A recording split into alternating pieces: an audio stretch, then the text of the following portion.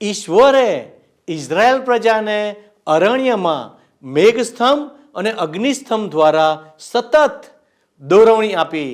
આજે પણ ઈશ્વર તેમના વચન મારફતે આપણને દોરવણી આપે છે. શું તમે તેનો અનુભવ કર્યો છે?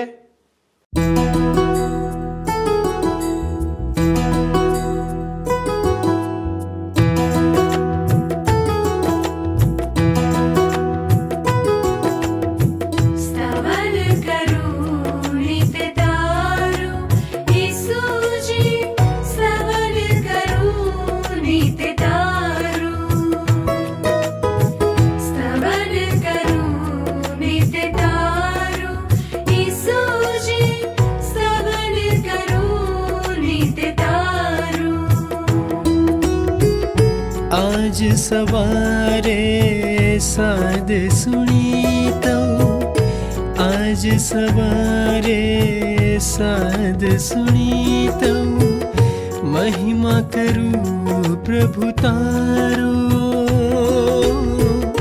महिमा करूं प्रभु तारो,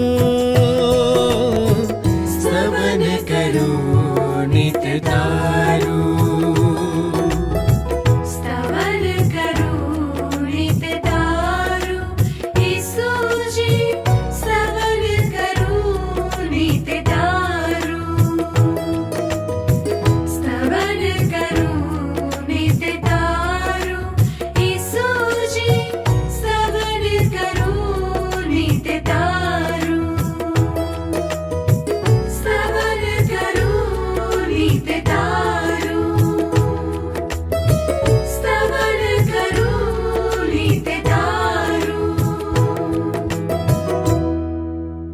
નમસ્કાર મિત્રો, સ્તવન કાર્યક્રમમાં ફરી એકવાર હું આપનું સ્વાગત કરું છું. ઇસ્રાયેલીઓ સાથે ઈશ્વરના વ્યવહારમાંથી જીવનના રહસ્યો શીખવા આજે આપણે આ કાર્યક્રમમાં ગણનાના પુસ્તકના 8મા અધ્યાયની 7મી કલમથી લઈને 9મા અધ્યાયની 19મી કલમ સુધી અભ્યાસ કરીશું. અહીં આપણે જોઈશું કે ઇસ્રાયેલીઓ ઇજિપ્ત છોડ્યા પછી બીજી વખત પાસ્કા પર્વ ઉજવે છે. તે પછી આપણે મુલાકાત મંડપના રૂપાંતરણના અદ્ભુત દ્રશ્યોનો અભ્યાસ કરીશું, જેને સાક્ષ્ય મંડપ તરીકે પણ ઓળખવામાં આવે છે. દિવસનો મેઘ રાત્રે અગ્નિ જેવો દેખાતો, જે એક નિશાની રૂપ હતો. તે અરણ્યમાં ઇસ્રાયેલ માટે દૈવી પ્રબંધ, સુરક્ષા અને દોરવણી પૂરી પાડવા માટે હતો. ચાલો આપણે આ 2 અધ્યાયોમાંથી આપણા માટે આધ્યાત્મિક બાબતો શીખવા આગળ વધીએ. વારું, તમારી પાસે જો બાઇબલ હોય તો ગણનાનું પુસ્તક 8મો અધ્યાય 7મી અને 8મી કલમ જોશો મારી સાથે સાથે. અહીં લખવામાં આવ્યું છે, અને તેઓને શુદ્ધ કરવા સારું તું તેઓને આ પ્રમાણે કર, શુદ્ધિકરણનું પાણી તેઓના ઉપર છાંટ, ને તેઓ પોતાનું આખું શરીર મુંડાવે, ને પોતાના વસ્ત્ર ધોઈ નાખે, ને પોતાને સ્વચ્છ કરે. અને તેઓ ખાદ્યાર્પણ એટલે તેલે મોહેલો મેદો લે, અને પાપાર્થાર્પણને સારું લે. પ્રથમ તો લેવીય લોકો ઉપર શુદ્ધિકરણના પાણીનો છંટકાવ કરવાનો હતો, અને આ ક્રિયા હોજ પાસે કરવાની હતી. બીજું, લેવીઓએ પોતાના આખા શરીરને મુંડાવવાનું હતું. અને ત્રીજું, એમણે પોતાને શુદ્ધ કરવા માટે પોતાના વસ્ત્રો પણ ધોવાના હતા. અને 4, એમણે પાપાર્થાર્પણ અને દહનાર્પણ કરવાના હતા. તમને યાદ છે મિત્ર કે ઈશ્વરે લેવી માટે શું કહ્યું હતું? લેવી યાકૂબના દીકરાઓમાંનો એક હતો, અને યાકૂબે તેને આશીર્વાદ આપતા. ઉત્પત્તિનું જે પુસ્તક છે બાઇબલમાં, પ્રથમ પુસ્તક, એના 49મા અધ્યાયમાં તમે જુઓ, ઉત્પત્તિનું પુસ્તક 49મો અધ્યાય, અને એની 5 થી 7 કલમો તમે જોશો તો લખવામાં આવ્યું છે કે શિમિયોન તથા લેવી ભાઈઓ છે. તેઓની તરવારો બળાત્કારના હથિયાર છે. મારા જીવ તેઓની સભામાં ન જા, મારા ગૌરવ તેઓની મંડળીમાં સામેલ ન થા, કેમ કે તેઓએ ક્રોધથી એક માણસને મારી નાખ્યું. તેઓનો ક્રોધ શાપિત થાવ, કેમ કે તે વિકરાળ હતો, અને તેઓનો રોષ શાપિત થાવ, કેમ કે તે ક્રૂર હતો. હું તેઓને યાકૂબમાં જુદા પાડીશ, ને ઇસ્રાયેલમાં તેઓને વિખેરી નાખીશ. હવે એ તો દેખીતું જ છે મિત્ર કે તેમણે શુદ્ધ થવાની જરૂર હતી. શુદ્ધ થવાની. ઈશ્વરના સંતાન તરીકે મિત્ર આપણે કેવું જીવન જીવીએ છીએ એ તો મહત્વનું છે જ, પરંતુ આપણે ક્યાં જીવીએ છીએ એ પણ એટલું જ મહત્વનું છે. હવે અહીંયા શુદ્ધિકરણ માટે આપવામાં આવેલા 4 પગલાં તમે જુઓ. પહેલું પગલું, શુદ્ધિકરણનું પાણી તેઓના ઉપર છાંટ. હવે જ્યારે મિત્ર પ્રભુ ઈસુ ખ્રિસ્તે પોતાના શિષ્ય પિતરના પગ ધોયા ત્યારે પિતરે એનો વિરોધ કર્યો હતો. યોહાન અનુસાર શુભ સંદેશના 13મા અધ્યાયની 8મી કલમ તમે જુઓ. પિતરે પ્રભુ ઈસુ ખ્રિસ્તને કહ્યું કે હું મારા પગ તમને ધોવા દઈશ નહીં. એટલે ઈસુ ખ્રિસ્તે એને જવાબ આપ્યો કે જો હું તારા પગ ન ધોઉં તો મારે ને તારે કંઈ લાગભાગ નથી. 8મી કલમ મેં તમારી સમક્ષ વાંચી. જેમ પ્રભુ ઈસુ ખ્રિસ્ત પ્રકાશમાં છે તેમ આપણે પ્રકાશમાં જીવીએ તો આપણે એકબીજા સાથે સંબંધમાં છીએ અને ઈશ્વરના પુત્ર પ્રભુ ઈસુ ખ્રિસ્તનું પવિત્ર લોહી આપણને સર્વ પાપથી શુદ્ધ કરે છે. અને એટલે મિત્ર, જો આપણે ઈશ્વરના વચનોના પ્રકાશમાં જીવન જીવીએ તો આપણને આપણા જીવનોમાં રહેલી ખોટી બાબતો તરત જ દેખાઈ આવે. આવું થાય ત્યારે આપણે શું કરવું જોઈએ? ઈશ્વરના પુત્ર ઈસુ ખ્રિસ્તનું પવિત્ર રક્ત આપણને આપણા સર્વ પાપથી શુદ્ધ કરે છે. પ્રભુ ઈસુ ખ્રિસ્ત સમક્ષ આપણે આપણા પાપ કબૂલ કરવા જોઈએ, કારણ કે એથી પ્રભુ ઈસુ ખ્રિસ્તનું પવિત્ર લોહી આપણને શુદ્ધ કરવાનું ચાલુ રાખે છે. આ બાબત અત્યંત મહત્વની છે મિત્ર, અત્યંત મહત્વની છે. આ બાબત વિશ્વાસીઓ માટે છે. આપણે જો ઈશ્વર સાથે સંબંધ રાખવો હોય મિત્ર, તો આપણે ઈશ્વર સમક્ષ આપણા પાપ કબૂલ કરતા રહેવું જોઈએ. દુષ્કર્મોના બંધનોમાંથી, પાપોની શિક્ષામાંથી મુક્તિ મેળવવા પાપી મનુષ્ય પિત્તળની વેદી એટલે કે પ્રભુ ઈસુ ખ્રિસ્તના ક્રૂસ પાસે આવે છે. જ્યારે હોજ એ વિશ્વાસી માટે છે, જ્યાં ઈશ્વરના સંતો એ શુદ્ધિકરણ માટે આવવાનું હોય છે. બીજી બાબત આપણે જોઈએ તો તેઓ પોતાનું આખું શરીર મુંડાવે. હવે હિબ્રુ લોકોને લખેલો પત્ર છે, બાઇબલમાં નવા કરારના વિભાગમાં એના 4થા અધ્યાયની 12મી કલમમાં લખવામાં આવ્યું છે કે ઈશ્વરનું વચન જીવંત અને સમર્થ છે, 2 ધારી તલવાર કરતાં પણ તે વધુ તીક્ષ્ણ છે, જ્યાં જીવ અને આત્મા મળે છે, જ્યાં સાંધા અને મજ્જા એકઠા થાય છે, ત્યાં ઊંડે સુધી તે ઉતરી જાય છે. તે મનુષ્યના હૃદયની ઈચ્છાઓ તથા વિચારોની પારખ કરે છે. એટલે મિત્ર, ઈશ્વરના પવિત્ર વચનો આપણા જીવનોમાં ઊંડે સુધી ખણખોતર કરે છે અને આપણે જાણતા ના હોઈએ એવી અયોગ્ય બાબતો આપણા જીવનોમાંથી એ શોધી કાઢે છે. આપણને ઈશ્વરના પવિત્ર વચનો રૂપી આ તીક્ષ્ણ તલવારની તાતી જરૂર છે.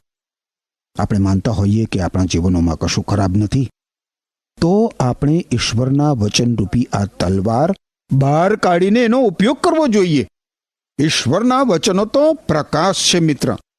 તમે આગળ જુઓ ગીતશાસ્ત્રનું પુસ્તક બાઇબલમાં જૂના કરારના વિભાગમાં તો એના 119મા અધ્યાયની 105મી કલમમાં લખવામાં આવ્યું છે કે હે ઈશ્વર, મારા પગોને માટે તમારું વચન દીપક સમાન છે, તે મારા માર્ગોને માટે પ્રકાશરૂપ છે. આ ઈશ્વરના પવિત્ર વચનો પ્રકાશ છે અને તીક્ષ્ણ તલવાર પણ છે, અને સાથે સાથે એ મજબૂત હથોડા સમાન છે, જે આપણી અંદરની ખોટી બાબતોને તોડી નાખે છે. યર્મિયા સંદેશવાહકનું પુસ્તક છે, બાઇબલમાં જૂના કરારના વિભાગમાં એના 23મા અધ્યાયની તમે 29મી કલમ જુઓ તો ત્યાં લખવામાં આવ્યું છે, યહોવા એટલે કે ઈશ્વર કહે છે કે મારું વચન અગ્નિ સરખું તથા ખડકને ફોડનાર હથોડા સરખું નથી. ત્રીજી બાબત આપણે ગણનાના પુસ્તકમાં વાંચ્યું એ પ્રમાણે તેઓ પોતાના વસ્ત્રો ધોઈ નાખે. હવે વસ્ત્રો એ તો આપણા જીવનમાં રહેલી કુટેવોનું સૂચન કરે છે મિત્ર. આપણે આપણા જીવનોમાં રહેલી કુટેવો રૂપી વસ્ત્રો ધોવાની જરૂર છે. પ્રભુ ઈસુ ખ્રિસ્ત માટેની આપણી સાક્ષીને અવરોધનાર, આપણી સાક્ષીને ખંડિત કરનાર, ખરડનાર કુટેવોનો આપણે ત્યાગ કરવો જ જોઈએ. ચોથી બાબત આપણને શીખવે છે કે તેઓ પાપાર્થાર્પણ કરે. હવે આ અર્પણમાં પાપાર્થાર્પણ અને ખાદ્યાર્પણ હતું. આ અર્પણો આપણે જોઈ ગયા છે એ પ્રમાણે મિત્ર પ્રભુ ઈસુ ખ્રિસ્તનું સૂચન કરે છે. પ્રભુ ઈસુ ખ્રિસ્ત કોણ છે એ દહનાર્પણ બતાવે છે. ખાદ્યાર્પણ પ્રભુ ઈસુ ખ્રિસ્તની નિષ્કલંકતાની સંપૂર્ણતા સૂચવે છે અને શાંત્યાર્પણ સૂચવે છે કે ક્રૂસ પરના પ્રભુ ઈસુ ખ્રિસ્તના રક્ત દ્વારા મનુષ્યનો ઈશ્વર સાથે મેળ મિલાપ થાય છે. પાપાર્થાર્પણ સૂચવે છે કે પ્રભુ ઈસુ ખ્રિસ્તે આપણા માટે શું કર્યું. બીજા શબ્દોમાં જોઈએ મિત્ર તો આ બધા શુદ્ધિકરણો પ્રભુ ઈસુ ખ્રિસ્તના વ્યક્તિત્વ અને એમના કાર્યના સંદર્ભમાં કરવામાં આવે છે. પ્રભુ ઈસુ ખ્રિસ્તે આ બધું આપણા માટે કર્યું છે મિત્ર. આપણે ઈશ્વર સાથે મેળ મિલાપ પામીને તેમની સેવા કરીએ એ માટે પ્રભુ ઈસુ ખ્રિસ્તે આ બધું કર્યું છે. સારું, આપણે હવે ગણનાના પુસ્તકમાં પાછા ફરીએ અને 9 થી 11 કલમો જોઈશું. ગણનાનું પુસ્તક 8મો અધ્યાય 9 થી 11 કલમ જુઓ. અને મુલાકાત મંડપની સામે તું લેવીઓને રજૂ કર અને ઇસરાયેલ પુત્રોની આખી જમાતને તું એકઠી કર અને યહોવાની સન્મુખ તું લેવીઓને રજૂ કર અને લેવીઓ પર ઇસરાયેલ પુત્રો પોતાના હાથ મૂકે. અને ઇસરાયેલ પુત્રો તરફથી યહોવાની સેવા કરવાના કામમાં લેવીઓ આવે ત્યારે એટલા માટે હારૂન યહોવાની આગળ આરતાર્પણ તરીકે લેવીઓને અર્પણ કરે. તમને યાદ હશે મિત્ર કે પ્રભુ ઈસુ ખ્રિસ્તે એમની મહાન પ્રમુખ યાજક તરીકેની પ્રાર્થનામાં વિશ્વાસીઓ માટે શું પ્રાર્થ્યું હતું? યોહાન અનુસાર શુભ સંદેશ 17મો અધ્યાય જુઓ. 17મા અધ્યાયની 6ઠી કલમમાં જુઓ તો પ્રભુ ઈસુ ખ્રિસ્તે એમના મહાન પ્રમુખ યાજક પદમાં વિશ્વાસીઓ માટે પ્રાર્થના કરી હતી કે પ્રભુ, જે માણસોને આ દુનિયામાંથી તમે મને સોંપ્યા તેમની સમક્ષ મેં તમને પ્રગટ કર્યા છે. તેઓ તમારા જ હતા અને તમે તેઓની સોંપણી મને કરી. તેઓએ તમારા સંદેશનું પાલન કર્યું છે. આપણે આ બાબત બરાબર સમજી લેવાની જરૂર છે મિત્ર. તમે ભક્તિ સભામાં ભજન ગાતા હો, ઉપદેશ કરતા હો, રવિશાળામાં શિક્ષણ આપતા હો, મંડળીમાં પ્રભુ ઈસુ ખ્રિસ્તની મંડળીમાં આગેવાન હો, પણ જ્યાં સુધી મિત્ર તમે બાઇબલમાંના ઈશ્વરના પવિત્ર અને જીવંત વચનોના પ્રકાશમાં જીવન જીવતા નથી, પ્રભુ ઈસુ ખ્રિસ્ત પાસે શુદ્ધિકરણ માટે આવતા નથી, ત્યાં સુધી યાદ રાખો કે તમે અસરકારક નીવડી શકશો નહીં. તમારે તમારી જાતનું નિરીક્ષણ ઈશ્વરના જીવંત વચનોના પ્રકાશમાં કરવું જ જોઈએ. આપણે જાણીએ છીએ કે આપણામાં ઉણપો છે અને એટલા માટે આપણે આપણા પાપ પ્રભુ ઈસુ ખ્રિસ્ત સમક્ષ કબૂલ કરવા જ જોઈએ. આપણે જાણીએ છીએ કે પ્રભુ ઈસુ ખ્રિસ્ત આપણા પાપ માફ કરે છે અને આપણને શુદ્ધ કરે છે.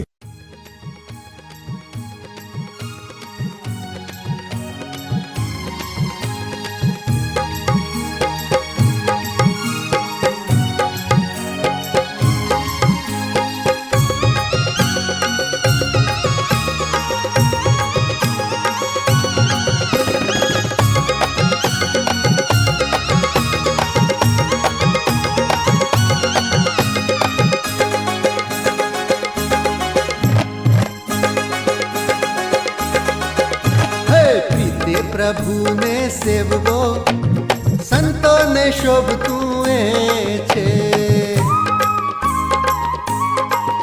હે પ્રીતે પ્રભુને સેવવો સંતોને શોભતું એ છે. અનવળી રાખવો તે પર પ્યાર સંતોને શોભતું એ છે.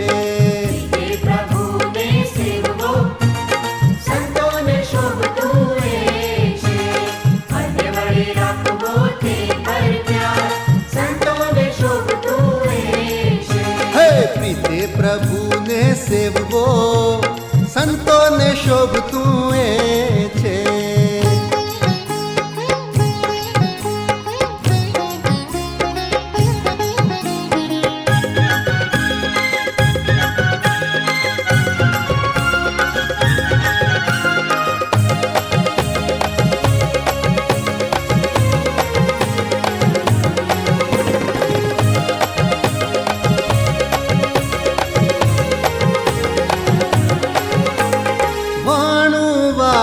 નિત્ય ઉઠવું સંતોને શોભતું એ છે.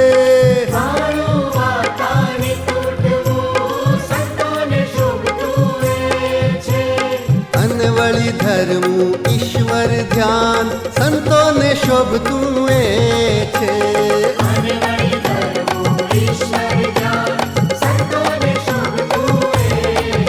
હે પ્રીતે પ્રભુને સેવવો સંતોને શોભતું એ છે.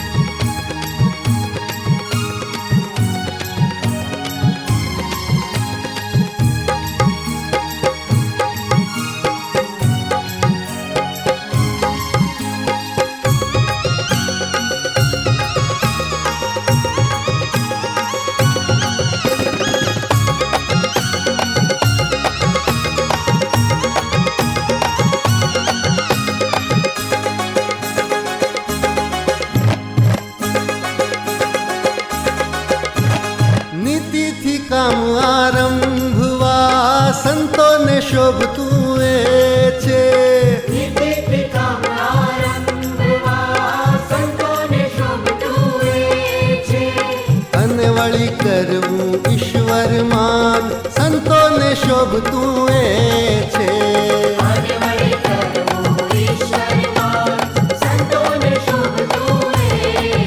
હે પ્રીતે પ્રભુને સેવવો સંતોને શોભતું એ છે.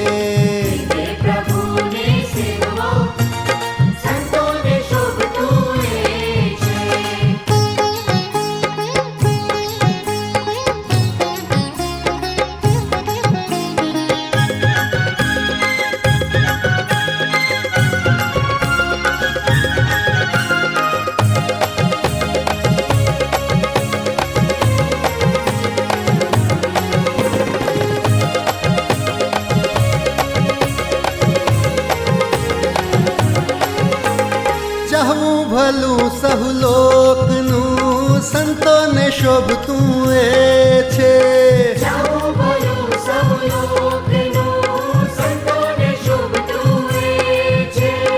અને વળી સુખ દુઃખે લેવો ભાગ સંતોને શોભતું એ છે.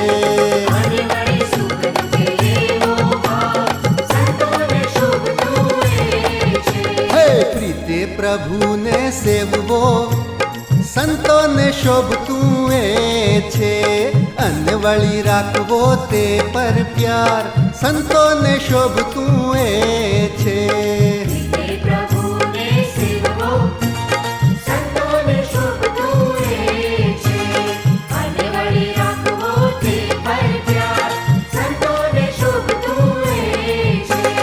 પ્રીતે પ્રભુને સેવવો સંતોને શોભતું એ છે. અને વળી રાખવો તે પર પ્યાર સંતોને શોભતું એ છે.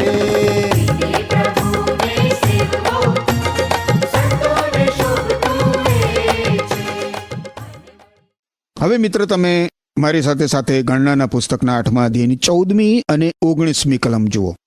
14મી કલમમાં લખ્યું છે, અને તું ઇસ્રાયેલ પુત્રોમાંથી લેવીઓને અળગા કર, અને લેવીઓ મારા થાય. 19મી કલમ જોઈશું. ઇસ્રાયેલ પુત્રોમાંથી લેવીઓને મુલાકાત મંડપમાં ઇસ્રાયેલ પુત્રોની સેવા કરવાને તથા ઇસ્રાયેલ પુત્રોને સારું પ્રાયશ્ચિત કરવાને મેં હારૂનના તથા તેના દીકરાઓના તાબામાં સોંપ્યા છે, કે ઇસ્રાયેલ પુત્રો પવિત્ર સ્થાનની પાસે આવે ત્યારે ઇસ્રાયેલ પુત્રો મધ્યે મરકી ન થાય. પ્રભુ ઈસુ ખ્રિસ્તે પોતાના પવિત્ર રક્ત દ્વારા મિત્ર આપણી કિંમત ચૂકવીને ઈશ્વર માટે આપણને ખરીદી લીધા છે. હવે ઈશ્વર પિતાએ ભેટ રૂપે આપણને પ્રભુ ઈસુ ખ્રિસ્તને સોંપ્યા છે. આપણે હવે પ્રભુ ઈસુ ખ્રિસ્તના છીએ. હવે પ્રભુ ઈસુ ખ્રિસ્તની આરાધના, ભક્તિ અને સેવા પરંપરા, નીતિ નિયમો અને પ્રણાલિકા ઉપર આધાર નથી રાખતી. ઈસુ ખ્રિસ્તની સેવા ભક્તિ એ રીતે નથી થઈ શકતી મિત્ર. ઈસુ ખ્રિસ્તની સેવા ભક્તિ એમને પ્રેમ કરવાના પરિણામ રૂપ હોય છે. હા, યાદ રાખો, ઈસુ ખ્રિસ્તની સેવા ભક્તિ ઈસુ ખ્રિસ્તને પ્રેમ કરવાના પરિણામ રૂપે હોય છે. ઈસુ ખ્રિસ્ત સાથે મનુષ્ય સીધા સંબંધમાં આવીને તેમની સાથે વ્યક્તિગત રીતે મેળ મિલાપ પામીને તેમની સેવા આરાધના કરી શકે છે. ઈસુ ખ્રિસ્ત સાથે જોડાઈને એમનો એક ભાગ બનીને ઈસુ ખ્રિસ્તની સેવા, સ્તવન, ઉપાસના માટેના કોઈ કાયદા કાનૂનો નથી. એ કેટલી બધી અદ્ભુત હકીકત છે મિત્ર. ઈસુ ખ્રિસ્તની ભક્તિ, સેવા ઈસુ ખ્રિસ્તને પ્રસન્ન કરવાની ઝંખનાનો વિષય છે મિત્ર. વારું તમે હવે મારી સાથે સાથે ગણનાનું પુસ્તક 8મો અધ્યાય 24-26 કલમો જુઓ. અહીં લખવામાં આવ્યું છે, અને યહોવાએ મૂસાને કહ્યું, લેવીઓની ફરજ આ છે, 25 વર્ષના તથા તેની ઉપરના જનો અંદર જઈને મુલાકાત મંડપના કામની ખિજમતમાં હાજર રહે, અને 50 વર્ષની ઉંમરથી તેઓ તે કામમાં હાજર રહેવાનું બંધ કરે, ને ત્યાર પછી ખિજમત ન કરે, પણ સંભાળ રાખવામાં તેઓ મુલાકાત મંડપમાં પોતાના ભાઈઓની સાથે સેવા કરે, ને ખિજમત ન કરે. લેવીઓને સોંપેલી સેવા વિશે તું તેઓને એમ કર. લેવીઓને તમે જુઓ મિત્ર, 25 વર્ષની ઉંમરે મુલાકાત મંડપમાં ઈશ્વરની સેવા કરવાની છૂટ હતી. ગણનાના પુસ્તકના 4થા અધ્યાયમાં આપણે જોઈ ગયા હતા કે લેવીઓ 30 વર્ષની ઉંમરના ના પહોંચે, 30 વર્ષની ઉંમરે, ત્યાં સુધી યાજક તરીકે સેવા એ લોકો કરી શકે નહીં. યાજકોએ 30 થી 50 વર્ષની ઉંમર સુધી યાજક તરીકેની ફરજ બજાવવાની હતી. મુલાકાત મંડપમાં સેવા બજાવનાર, મુલાકાત મંડપને ઊભો કરવો, ઉતારી લેવો, એને ઊંચકીને ચાલવું, એની સંભાળ રાખવી વગેરે વગેરે, એ બધું તેઓ 25 વર્ષની ઉંમરથી 50 વર્ષની ઉંમર સુધી કરી શકતા હતા. ગણનાના પુસ્તકના પહેલા અધ્યાયની 3જી કલમમાં આપણે જોઈ ગયા હતા કે યુદ્ધમાં જનારની ઉંમર 20 અને 20 કરતાં વધારે નક્કી કરવામાં આવતી હતી. 20 વર્ષ અથવા 20 વર્ષ કરતાં વધારે.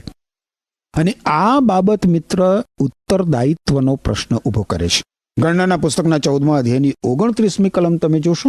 14મા અધ્યાયની 29મી કલમ, ગણનાનું પુસ્તક 14મો અધ્યાય, એની 29મી કલમમાં લખવામાં આવ્યું છે કે આ અરણ્યમાં તમારી લાશો પડશે અને તમારામાંના જેઓની ગણના થઈ હતી એ બધા, એટલે 20 વર્ષની ઉંમરના તથા તેથી ઉપરના જેઓએ મારી વિરુદ્ધ કચકચ કરી છે તે તમારી આખી સંખ્યામાંનો કોઈ, ઈશ્વર આ પ્રમાણે કહે છે. અને એટલે મિત્ર દેખીતું છે કે આ ઘટના પ્રમાણે ઉત્તરદાયિત્વની ઉંમર 20 વર્ષની હતી. 19 વર્ષની ઉંમરની વ્યક્તિને વચનના દેશમાં પ્રવેશ મળવાનો હતો, પરંતુ 20 વર્ષની ઉંમરની વ્યક્તિએ જો ઈશ્વર વિરુદ્ધ કચકચ કરી હોય તો એ અરણ્યમાં જ મૃત્યુ પામે એવું ઈશ્વર કહે છે. અને આ બાબત મિત્ર સૂચવે છે કે જુવાનોએ વહેલી તકે પ્રભુ ઈસુ ખ્રિસ્તને શરણે આવવો જોઈએ. પ્રભુ ઈસુ ખ્રિસ્ત પર વિશ્વાસ કરીને પોતાના પાપો કબૂલ કરીને નવું જીવન પ્રાપ્ત કરવું જોઈએ. વારું મિત્ર, આપણે હવે ગણનાના પુસ્તકના 9મા અધ્યાયમાં પ્રવેશ કરીએ છીએ. તમે મારી સાથે સાથે કૃપા કરીને 9મા અધ્યાયની પહેલી 2 કલમો જુઓ. અહીં લખવામાં આવ્યું છે, અને તેઓ મિસર દેશમાંથી આવ્યા પછી બીજા વર્ષના પહેલા માસના સિનાઈના અરણ્યમાં યહોવાએ મૂસાને કહ્યું કે વળી ઇસ્રાયેલ પુત્રો તેને માટે ઠરાવેલે સમયે પાસખા પર્વ પાળે. ઇસ્રાયેલી લોકોએ અરણ્યમાં પાસખા પર્વ પાળવાનું હતું, અને એટલે તેઓએ મિસર દેશ છોડ્યા પછીના બીજા વર્ષે પાસખા પર્વ પાળ્યું. પાસખા પર્વ દરમિયાન એક પ્રશ્ન ઊભો થયો હતો.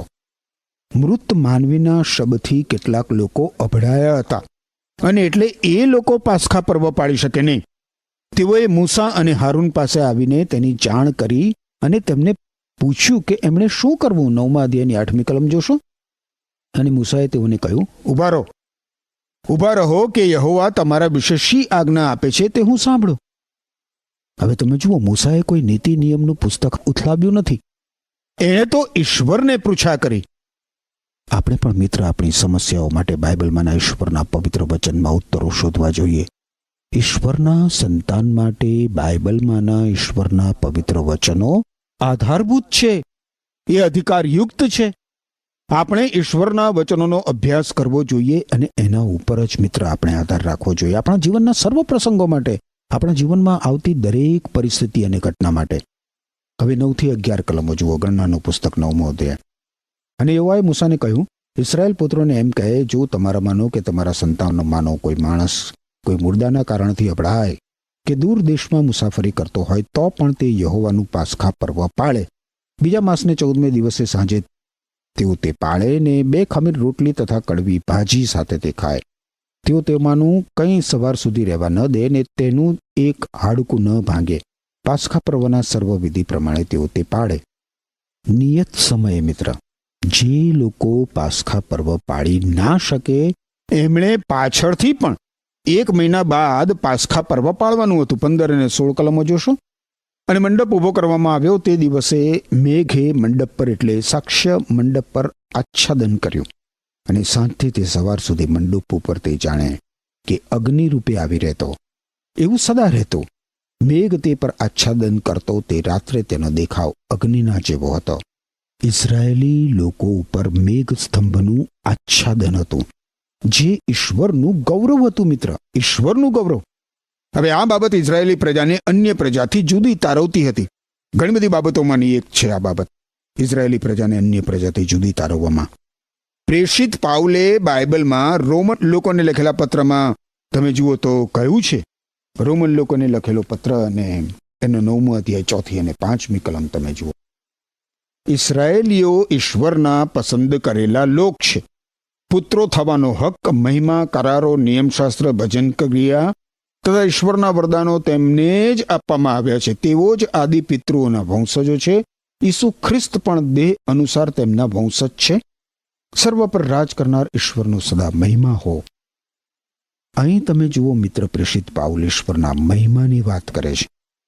એકમાત્ર ઇઝરાયેલી લોકો સાથે જીવંત ઈશ્વરની પ્રત્યક્ષ હાજરી હતી. તમે 9મા અધ્યાયની 18 અને 19 કલમો જુઓ તો ત્યાં લખવામાં આવ્યું છે. ગણનાનું પુસ્તક 9મો અધ્યાય. યહોવાની આજ્ઞા પ્રમાણે ઇસરાયેલ પુત્રો ચાલતા હતા અને યહોવાની આજ્ઞા પ્રમાણે તેઓ છાવણી કરતા હતા. મંડપ પર મેઘ થોપતો હતો ત્યાં સુધી તેઓ છાવણીમાં રહેતા, અને જ્યારે મેઘ ઘણા દિવસ સુધી મંડપ પર ઠરી રહેતો ત્યારે ઇસરાયેલ પુત્રો યહોવાએ સોંપેલી સેવા કરતા ને આગળ ચાલતા નહીં.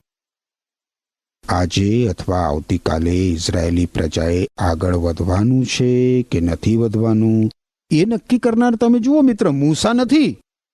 એ લોકો છાવણીમાં અમુક દિવસો પડાવ કરીને રહેશે એ પણ મૂસા નક્કી નહોતો કરતો. ઇઝરાયેલી પ્રજાની ગતિવિધિ તો ખુદ ઈશ્વર નક્કી કરતા હતા. આજે મિત્ર આપણે એ હકીકતનો ખ્યાલ રાખવાની જરૂર છે કે પ્રભુ ઈસુ ખ્રિસ્તની મંડળીના શિરપતિ પ્રભુ ઈસુ ખ્રિસ્ત છે. આપણે આપણી મંડળીનું સુકાન પ્રભુ ઈસુ ખ્રિસ્તના હાથમાં આપવું જ જોઈએ. ઘણી બધી વાર આપણે જોઈએ છીએ તો પ્રભુ ઈસુ ખ્રિસ્તની મંડળી, જે કોઈ સ્થાનિક મંડળી હોય, એ પોતાને માર્ગે આગળ વધવામાં એટલી બધી વ્યસ્ત હોય છે કે એ ઈસુ ખ્રિસ્તના સલાહ સૂચનો લેવા પણ રોકાતી નથી.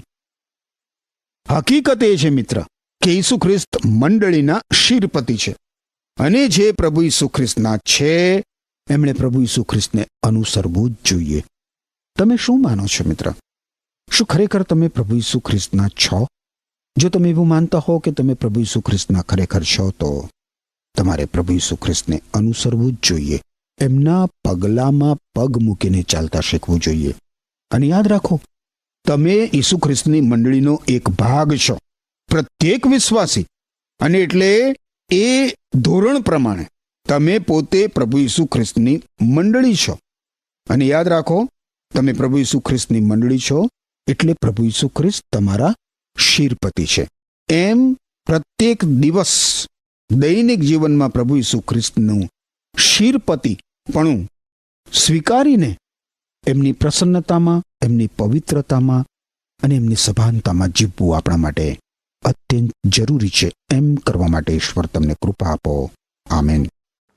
વહાલા મિત્રો, ઈશ્વર એક અદ્ભુત ઈશ્વર છે. ઇઝરાયેલે જે અનુભવ કર્યો તેવો વિશ્વની કોઈ પ્રજાએ ક્યારેય કર્યો નથી.